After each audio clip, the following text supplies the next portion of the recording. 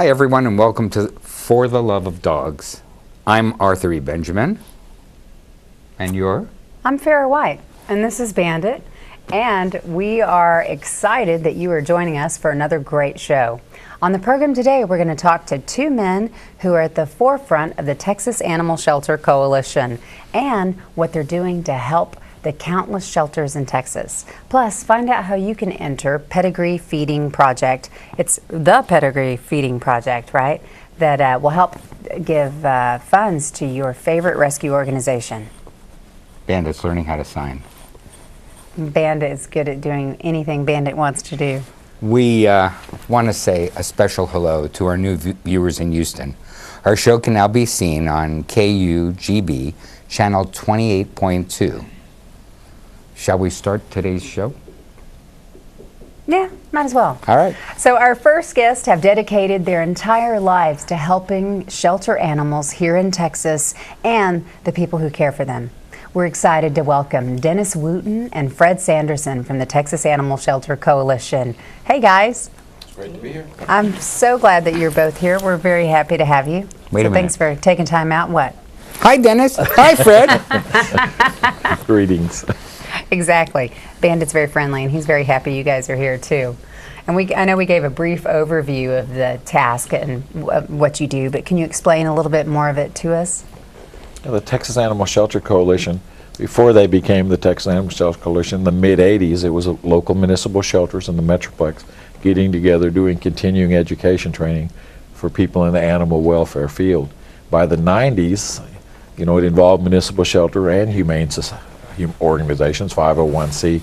We did the same. We host an annual adopt-a-thons together collectively over 100 shelters. We did continuing education training quarterly. By the time we hit 2000, we realized we were popular. We'd been invited to speak at national organizations about how our coalition formed, and we decided to go Texas-wide and became the Texas Animal Shelter Coalition. Nice. Love the logo. Great organization. Yeah. Love the patch. Yes. It's actually gorgeous. If we can get a close-up of that patch, it's really great. It's got a paw in the center, the star, the flag of Texas, and Texas Animal Shelter Coalition at the top, and the website below it. It's really nice. Oh, Texas flag. So how many Texas shelters are members of TASC? Well, we've been as high as 100, both municipal and private shelters. That's what's unique. And now we've grown into where rescue organizations have joined us, and people in the industry, animal welfare industry. National organizations have representatives on our board, which help us a lot in doing public education and education for animal welfare. That's really So neat. it's just grown beyond our expectations. So how does an organization become part of your organization? We're loose. You can just come join us if you have an interest. Come to our quarterly meetings. We have an annual dues. They're real minimal, and for that you can attend. All our free training. Our quarterly training is free. And we've had great training classes. Anything from how to take pictures to customer service to how to write ordinances. Wherever we find a niche that people might be interested in. Public speaking. We've had classes on it, which we invite all our members to come. Right. Do you run on donations or government funding? Donations. All donations. All donations. It's all donations. All donations and memberships. So how do you get those donations? Well, some of it is through our, we're blessed that we have some national organizations that help us. We went to a dues really in the year 2000 because everybody needs a little bit of operating money to operate and get our message out, maintain our website.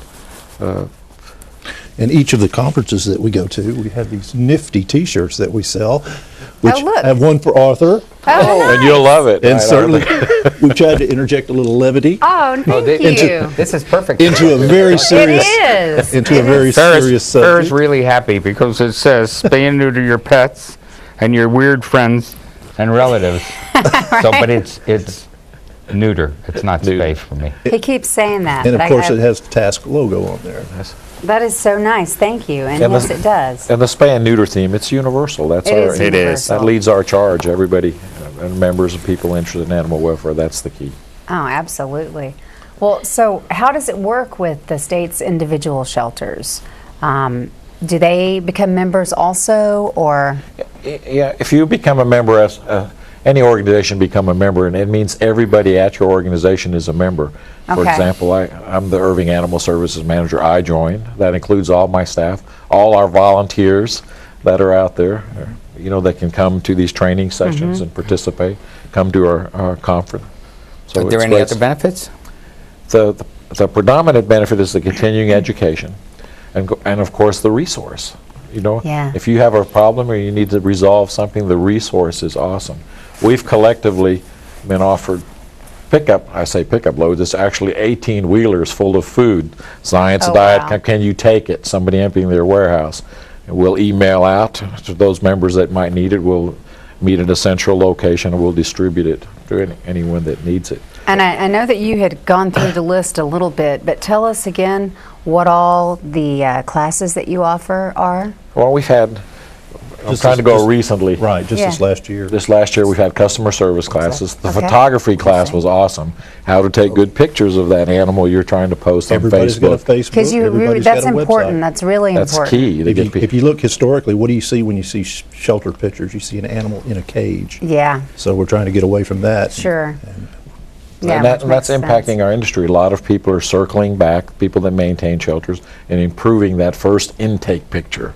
The animal might be distressed or had a Sure. terrible ride coming to the shelter. Well, now. yeah, he may not be having the best day. So it was a great class. And then customer service classes are always big, Sure. so that, people come to us as a resource. Sometimes things are happening in the economy where they come to a shelter to release an unwanted animal, or they're Yeah. moving, or something's happening in their lives. So we're a resource to help people Well, get their animals. Two things. One is Bandit what was whispering in my ear. He said he heard you say an 18-wheel rig full of food, and he wanted you to remind you he's ride? always hungry. And we had But- 6 of them, Oh, 6 wow. 18-wheelers. Wow, you missed out. So there's something called animal rescue swapping that I've heard about, and this seems very interesting to me. How does it work? Sure. It started when we used to have collectively our adopt-a-thon. We'd have a Metroplex wide the same weekend. And so on the internet, we know if you didn't have that Yorkie here, or somebody was looking for it, you could either go get it from one of the participating shelters or send somebody there. I mean, we've rescued, I've taken animals to other organizations. They may be having a big adoption day and all of a sudden they're out of animals.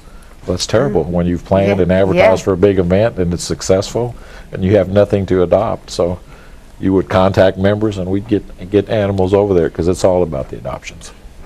Yeah. Let me elaborate on what Fred was talking about in the continuing education.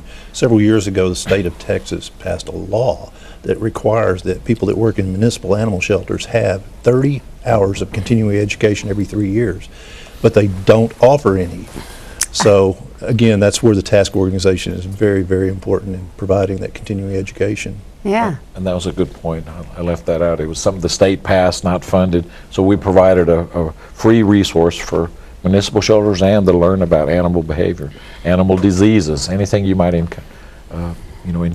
Yeah. encounter in the animal shelter field. Well, and you said, I know one of the ways that you work with other shelters or rescue organizations is if, let's say, if you're having an adoption and someone runs out of pets. Now, you also do the same with food? I mean, how would you, in supplies? It's or? the same way. So you get approached depending on what jurisdiction you're in, where Mm-hmm. a local warehouse might call. You can say, we got 10 tons of litter.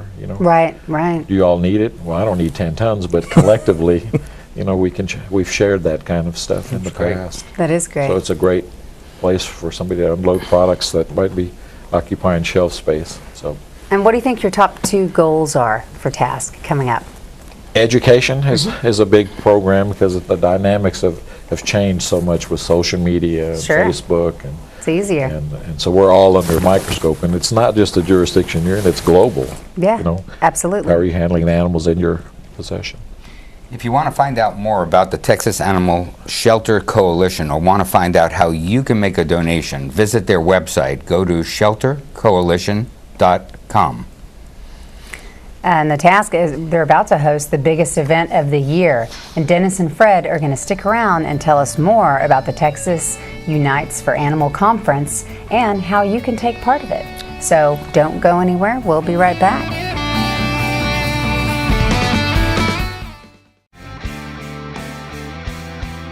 My name is Teresa. This is Scooter. My name is Amber. This is Duke. I'm Dr. Dixon, and this is Annie. I'm Emily, this is Jackson. I'm Kelsey, and this is Skittles. My name is Miko. This is Chloe. My name is Ty. This is Callie. My name is Tamar. This is Simon. My name is Renee. This is Snowball. My name is Dr. Miller. This is Fletcher. My name is Eric. This is Sport. My name is Stacy, and this is Britches. And I'm a pet lover first. And I am a pet lover first.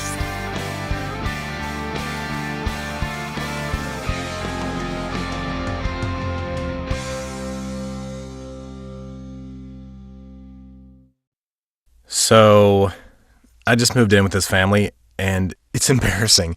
The little one, he likes to go outside and crawl around in the giant litter box. I don't know what he's doing. I mean, I was born and I knew how to use the litter box. Look at that.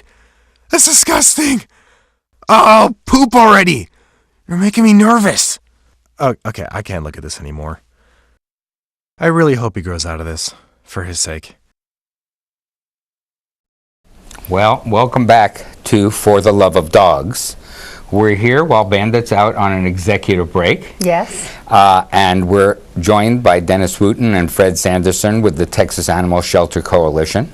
Their biggest event this year, the Texas Unites for Animal Conference, is coming up in March. Right. So Dennis, is this pretty much like your Super Bowl for the year? It is the Super Bowl for the year. It'll be our 5th annual conference. We started great. it 5 years ago. Nice. And it's grown every year. And when is it? March 16 through 18. It's my birthday. Perfect. Aww. You'll be Great there. time to You'll come be there. visit. Just in case you didn't have an opportunity to download your conference brochure, I went ahead and took the liberties nice. of Oh, well, downloading one for you. Aww. It's really nice. Look at that. Look at that picture of that cute puppy with a hat on. And you can go to the website and that'll have it and learn all about it. Nice. It's 2 organizations that got together, Texas Federation of Humane Society and the Texas Animal Shelter Coalition, and decided to join forces and combine their resources in an effort to have this annual conference. That's one of the things that's unique about the Texas Unites organization is it's across the board. It not only covers the animal control aspect, but it also covers the humane aspect of humane societies, SPCAs, rescues. Everybody's covered. This year, Mac McCrory is going to be our keynote speaker. He is the president of the Central Oklahoma Humane Society. Oh, wow. And his keynote speak is going to be why we do what we do, which should be pretty interesting because we still try to figure that out. Yeah, right. He's also offering a class on compassion fatigue, which is it's a really sensitive subject. It is. You know, we care for these animals on a daily basis for our lives, and then when something happens, you know, how do you deal with that? So it's a real important topic. And then also in the pre-conference seminar, there's going to be a class on animal cruelty investigation. Oh, good. So, it's a lot unfortunately, there's a lot of that goes on. Yeah, well, and it's stuff that education, you know, is the first part of what needs to be done to help resolve that. And humane societies and animal controls both now do cruelty investigation. You know, everybody's interested in you take care of that companion animal. Sure, absolutely. Well, and help keep a lookout and protect other animals. So, you know, that we 50 see. speakers on 40 different topics. Oh, wow. So It's a heck of a conference. I just It's a looked through it. long day. You're tired at the end of the day, soaking up all the material you're exposed to. We've purposely had it at the same location for 5 years in a row. To gain momentum, it's grown into the largest state. we expect to have some 300 or so attendees. Oh, wow. So it takes over the So hotel. what do you think what is your main goal for the conference? If you attend, you meet other people that do the similar business, so networking is always great. Huge. Because somebody will be resolving the problem you think you have, anything from trap, neuter, and return to adoption, to cruelty, to... Egrets, feral hogs. Yeah, we've covered the gamut of what you might be exposed to while you're in the animal welfare industry. And how many people you think you're expecting? About 300 attendees. Wow. And I'm expecting 4. We had 400 last year, so I'm being optimistic. And we encourage people to, sign up and attend a conference. Wow. It's well worth it. Maybe after today's show, they can go for 5. Yeah. Great. That would be a new record. Yeah. We'd love to see that. And it's being held in Austin, and it's at Renaissance the Hotel. Renaissance Hotel in Austin, and people Arboretum, can make reservations. The whole conference is in the Renaissance. So That's if you're correct, yes. going to the conference, stay there so you can sneak to your room Yes. between, skip a session, get some sleep. Yeah, get some rest. And then tell us a little bit about or one of the things you're covering, is it the health and behavior track, or let's talk about that. I mean, there's different tracks depending on what your need at. So Sure. we have we call it different tracks, whether you're a medical track, animal shelter track, management track, volunteer track, Right. you know, how to Okay. deal with volunteer. You'll find information on anything that might impact our industry, because different organizations have different needs, so there's something there for everybody. So all those workshops are going on pretty much simultaneously, and then you just go to You what decide you think which one you need. want to go to. Now, if Okay. you choose one track, you can go to a You different track you the can next change on hour. that. We Absolutely. count up front so we can make correct room sizes. But if you discover something there that you've overheard and you want to attend that one, Yeah. we adjust for that. But we need people to register so we can set up appropriate room Sure, sizes. sure. Make sure you have enough chairs out. And the planning takes all year. So as soon Yeah. as this one's over, we'll be planning next year. We encourage people to attend it, your volunteers to attend, your board members and your various organizations, to attend, because they'll learn something there they can bring Well, one back of to the their most organization. important tracks is your operational and fundraising track, because no organization can run without the money to run it. Right. And so, anything you share what you teach about this? Well, we always accept contributions. Yeah. You can go to our website and make donations. I mean, to host a conference like this costs $100,000. Oh, wow. So it's all done from, private contributions. Sure. And countless hours of volunteers, board members, and staff members, and so if you own a company and you'd like to make an appearance there, become a vendor, participate, you could help. Become Yeah. a sponsor at some track that's there. I was You gonna must say- have incredible sponsors. Yeah, $100,000 to put it on. We're blessed. It's a bunch of little sponsors, and it just adds That's up. great. So, So any we're blessed. particular sponsors in mind that Anyone that has an Includes interest, the ASPCA, HSUS. we're blessed with ASPCA, American Society for Prevention of Cruelty to Animals, and Humane Society of the United States, PetSmarts. Some of the have recognized us, and they help us by sponsoring some event. But any contribution, collectively, they add up. any really well-known speakers that you can think of that we want to give people a little insight into? So-and-so will be there. Well, we've had- Last year, our keynote speaker was Kiki Friedman, so he was Oh, a little my too far to gosh. the left. So How funny. Mac McCrory's going to do a wonderful job. He's just a very articulate fellow. That's funny, but I bet it was a good time. And keynote speakers are great. They can rally you if they understand our industry. Right. And so we try to get people to motivate you. That's what keynote speakers are for. And so what kind of feedback are you guys getting from the conferences that you've had? It's outstanding. It is the largest conference in Yeah. Texas. So we measure at the end of each class, trying to collect those surveys and get that input. And before the meeting's even over, the two committees get together and talk about that input while it's fresh in their mind, so we can nice. improve on next year. Well, if I can get back from the Mideast, maybe we take Bandit down there and let Bandit throw me a birthday party and let everybody know late night, Right. 12, That'll be a track. 12 midnight birthday party. We'll add We're a in. track, We're in. an after party. So if people want to get involved and come to the conference, do they need to be a member of TASC, or can they? No, anybody can attend the conference. Okay. We recommend, because if you think about it, there's two organizations. Some people are a member of the Texas Sure. Federation, Humane Society, some, but you can be at large. And the cost of the conference is? It's $185. And that's for, And it's full of meals and breaks, and Sure. when you break it down, it's not just classroom time, but we have plenty of breaks. And it's one food, day? all sponsored. No, actually, it's 6. Three. It's a number of days. Yeah, the conference itself is 3 days, and then we have a pre-conference okay. day. So it's 3 days of 16th, meals 17th, and 18th. breaks and everything covered, and it's only $185. Yes. So you've got the bargain. cost to get there, little gas, cost of your hotel room, Yes. and you can eat up Right? at the conference. and Right. That you're pretty well. Book soon, learn because a the lot. hotel is almost full. Is it? Yes. Well, I bet you have a lot of local people that come too, though. Oh, sure, sure.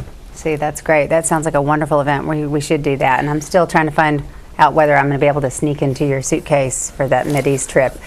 The Texas Unites for Animals Conference is March 16th through the 18th. It takes place at the Renaissance Austin Hotel in Austin, and the deadline to register is February 25th. So go to texasunites.com to find out more about this amazing weekend. That's www.texasunites.com. Well, we're going to take another break, and when we come back, we're going to have details on how to enter the Pedigree Feeding Project for your favorite local shelter. Yep. We'll be right back.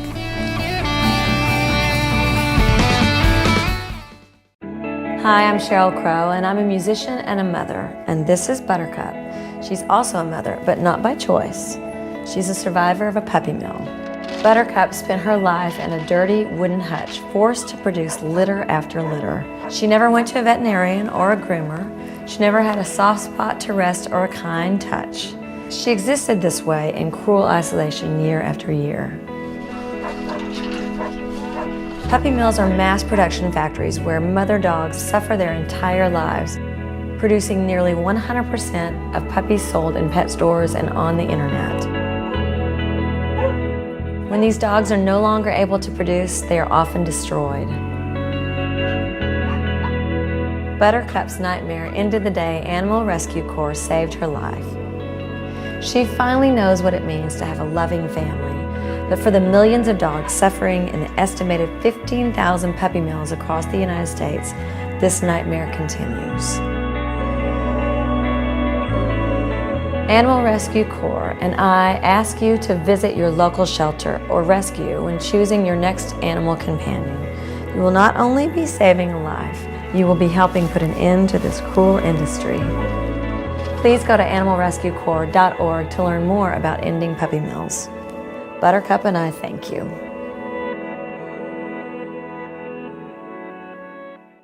So, I'm kind of new here, but I've noticed a trend.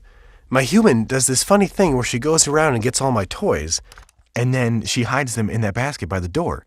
But it's always the same basket, and it's always in the same place. And then she acts so surprised when I find them, but, she's putting them in the same basket. Again. It's like, hello, that's where you put it last time. You were the worst at hide and go seek. A lot of celebrities lend their voice and their fame to helping animal organizations, and we appreciate it. We want to tell you about one today that could actually help your local rescue organization. Dog lover and Grammy Award winner Miranda Lambert is helping Pedigree choose the next community to benefit from their feeding project. Pedigree will help these communities with their food needs at no cost. With more on this project, here's Miranda Lambert.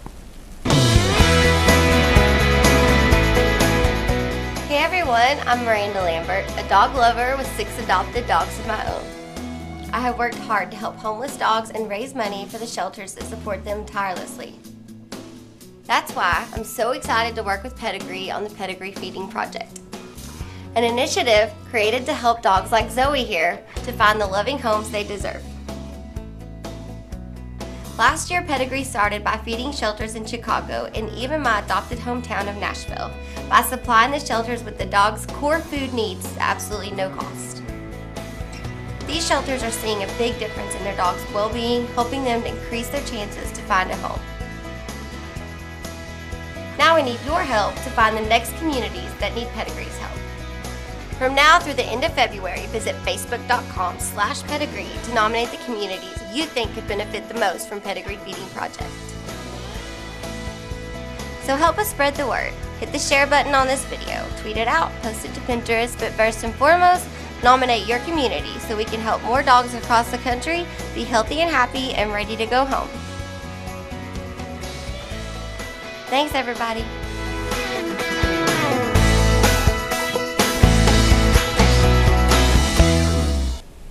Again, go to Pedigree's Facebook to find out how to enter. And simply go to Facebook and type in Pedigree. Yeah, go Dallas, go Houston. Yes, absolutely. And now to our photo of the day. It's no secret that we have a soft spot in our hearts for those baby seals. Yes. So we found one that actually likes to drive. So take a look at this. Are you kidding me? Look at that. That's Smarty. He's a 6-month-old pup from Dumfries, Scotland. On a cold, stormy day, Smarty crawled up into this car and found a home on its dashboard. Smarty was first spotted wandering around a ferry terminal, actually, and the ferry staff tried to get the seal to go back into the water, but he was stubborn. He didn't want to go. It's amazing. An employee put Smarty in the trunk of his car until the animal rescuers could arrive, but Smarty somehow wiggled his way from the trunk back to the dashboard. Smarty is now living in the National Wildlife Rescue Center in Scotland. Well, you know what? I mean, think about that. He's laying there. That dashboard is probably the warmest spot because the sun comes through the windshield. And, oh, he was probably just loving it. Well, seals are amazing, and, you know, we went and watched them give birth last year up above, just below Newfoundland. Yeah. And there's a lot of progress being made to end the horrible seal hunts, and if you want to update yourself, you can go to www.hsus.org, put in seals, and you'll see where they're at. There's seal hunts in different parts of the world, and once Canada's done, I think Namibia next. Yeah, you know, I think that any time like that, it takes constant reminding, it takes constant education and awareness. And although it's a topic that's not necessarily pleasant, it is very important to see and kind of keep it in the forefront of your mind, because I think as humans, sometimes it's so hard to deal with something that we feel like we don't have any control over, that sometimes it's easier to ignore. But I think, you know, keep researching, keep reading about it, please keep aware of it, and then do what you can, donate what you can to help end this horrible process. Well, we've done it again. We've run out of time for this show.